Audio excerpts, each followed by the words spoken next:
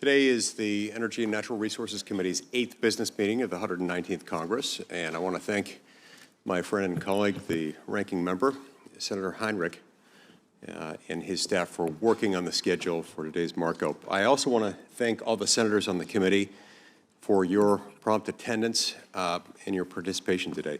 This morning we'll be voting on nominations of 3 nominees from whom we heard at our hearing on Wednesday, July 9th. We'll not be voting on David Eisner for Assistant Secretary of Energy, as he's asked for his nomination to be withdrawn. All 3 nominees are who are under consideration today in today's business meeting submitted timely answers to questions submitted by senators for the record on our July 9th hearing. First, we'll vote on the nomination of the Honorable Lanny Erdos. Second, we'll vote on the nomination of Ms. Audrey Robertson. And third, we'll vote on the nomination of Mr. Timothy Walsh.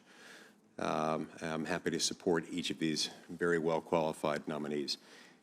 As soon as we have reporting quorum present, I'm going to ask the committee to vote on the nominations, and then after the votes, I'll recognize any member who wishes to speak briefly on any of the nominees and continue to be grateful to senators insofar as they're willing to keep their remarks brief. Let's see, we do not yet have a voting quorum present, but I hope to do so soon.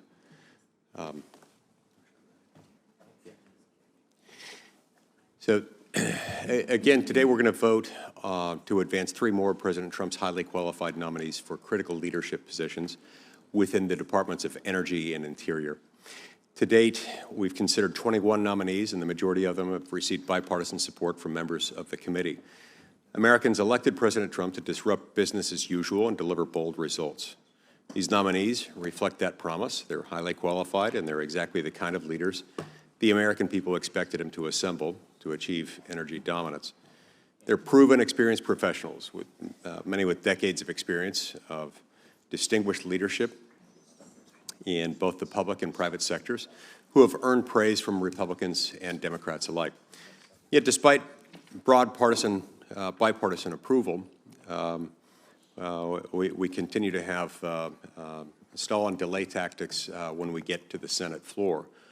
Of the nominees we've advanced out of this committee before today, only 5 have been confirmed by the Senate, more than 6 months into a new administration. Each day, these vital positions remain unfilled. We delay the work needed to strengthen our energy systems, steward our natural resources, and support communities that depend on both of these things. As a result, American families face higher energy costs, and our nation's interests remain unnecessarily vulnerable. This kind of dysfunction is precisely what the American people are fed up with. They spoke clearly in November. They expect results. And to achieve those results, the President of the United States needs to be able to put his personnel in place.